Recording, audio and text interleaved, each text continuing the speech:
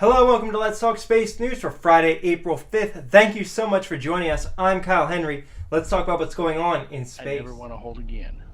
Falcon Heavy is on startup. Go Atlas. Go Centaur. Status check. Go Delta. 5, 4, 3.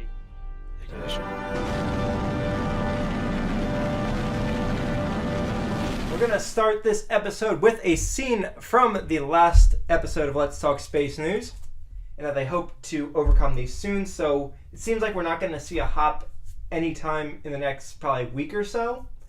That could change. Elon could have figured out what the issue was and have it done overnight, and we could see the hop tomorrow, and I could be completely wrong. Who knows? Turns out that's all you need to say to get Hopper to actually conduct a static fire in HOP. Because late Wednesday night, SpaceX successfully conducted the first ignition of the Raptor engine aboard the Hopper. Didn't really hop. We weren't expecting it to. It was kind of tethered down. May have moved like an inch or two, but this is a huge step forward for SpaceX in getting to conduct real hops with this vehicle. It's likely that they could do a couple more hops, but who knows? I'm not going to start guessing anymore because obviously I'm always wrong when it comes to when Hopper is going to do things. This week, SpaceX also conducted their static fire of their Falcon Heavy rocket. They successfully conducted that static fire this morning around 11 a.m. Launch is now scheduled for no earlier than April 9th at 6:36 p.m. Eastern Time. This was due to the delays in the static fire. They weren't going to be able to make it for their Sunday launch window. The boosters for this mission will be conducting return-to-launch site maneuvers for dual landings at Cape Canaveral like the first flight. And the core will be flying nearly 1,000 kilometers downrange, making it the farthest a booster has flown in a single flight. And assuming that the landing of the boosters is successful, they will be reusing those for the STP-2 mission later this year. They've said that they already have a second core being made for the STP-2 mission, so it's unlikely that one will be used. Basically, they're fairly certain that they can get the boosters back, but because the core is flying so far downrange, like this is the farthest SpaceX has ever sent a core, they're not sure with this one, so it's better to make a second core for Falcon Heavy than to cross your fingers and hope that this one makes it and then be set back a couple of months if it doesn't. So good luck to SpaceX on this launch on now Tuesday at around 6:30 p.m. And this week saw a bunch of other static fires from other companies. First off, Northrop Grumman test fired their GEM 63 solid boosters. These are the boosters that will be used on Atlas V later this year and on Vulcan when it debuts. These will be replacing the Aerojet Rocketdyne AJ-60s that are currently used on Atlas V.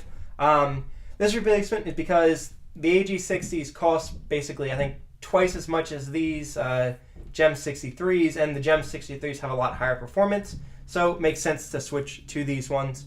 Aside from the two United Launch Alliance vehicles, the GEM 63s will also be used aboard Northrop Grumman's own Omega rocket. Congrats to Northrop Grumman on this successful firing. And NASA also conducted a static test fire this week. NASA test fired the RS-25 for the final single-engine test prior to Exploration Mission 1. There will still be more RS-25 tests prior to EM1, but they will include more engines as SLS obviously flies with 4 and not 1. So they need to test that out. But this final static fire ended a 4+ year testing regime that certified modifications made since the retirement of the shuttle that basically helped make the engines function more digitally, I guess. Digitize them. This specific engine that they test fired in this test will be used aboard Exploration Mission 2, assuming that NASA still goes with SLS. For these two missions. Who knows at this point? We're in unknown territory. But that's it for engine firing. So let's move on to space probes. There was a number of probes that had milestones this week. First off, the Parker Solar Probe reached its second perihelion. This is its second closest approach to the sun since its August launch of last year. Its next perihelion will occur on September 1st, and that will be the last perihelion in the first set of closest approaches. After that, it will conduct a Venus flyby in December that will move its perihelion even closer to the Sun in starting its second set. Congrats to the team at Parker on this successful flyby. And then Hayabusa 2 earlier this week it dropped a bomb on Ryugu. The goal of this test was to demonstrate creating an artificial crater on Ryugu. This was a successful test. However, we don't really have any pictures of it. There is a picture of the debris being shot out into space, but for the safety of Hayabusa, they actually put it behind Ryugu and then basically are now pulling it about 100 kilometers away from the asteroid to make sure that it avoids any debris that was created from this test. This trip out to 100 kilometers and back will take about 2 weeks. And then closer to home, the Beresheet lunar lander has arrived at the moon. Earlier this week, the lander conducted a burn to successfully place it into an elliptical orbit around the moon. Over the next couple of days, Beresheet will begin preparing for its landing attempt that will occur on April 11th in the Sea of Serenity. Good luck to the Space IL team. Hopefully they become the first private company to ever land on the moon or really any other celestial body. But we had 2 launches in the last couple of days. First off, we had the Soyuz with Progress MS-11.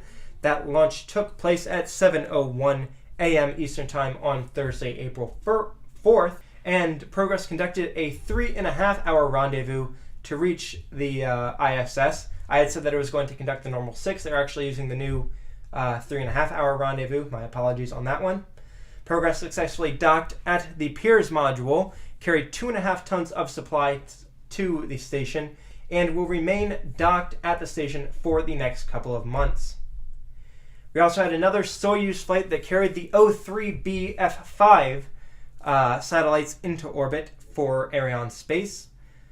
This launch took place on Thursday as well, but it took place a bit later at 12:30 p.m. Eastern Time on the 4th, obviously. This one took place from French Guiana and was a Soyuz 2.1 with the frigate upper stage. The frigate upper stage successfully placed the 4 satellites into their desired orbit. And we have only one launch coming up in the next couple of days, and that is the Falcon Heavy launch that we mentioned earlier in the show. But we also have a spacewalk coming up that is set to replace the batteries on the station. This is the final set, or the final spacewalk in the set of 3 that NASA has been conducting over the last couple of weeks. This spacewalk will be conducted by Anne McLean and David St. Jacques. So good luck to SpaceX on their launch and to NASA on this spacewalk. Hopefully all goes well. But that's going to about do it for this episode. I'm Kyle Henry. Thank you so much for watching. We post newscasts like this every Tuesday and Friday. So if you enjoyed, hit the like and subscribe button and ring the notification bell so you can stay up to date on what's going on in space. We also post the sources for today's stories in the description down below, so you can check our facts. If something doesn't seem right, let us know. We strive for 100% accuracy in our coverage. Thank you so much for joining us. Goodbye.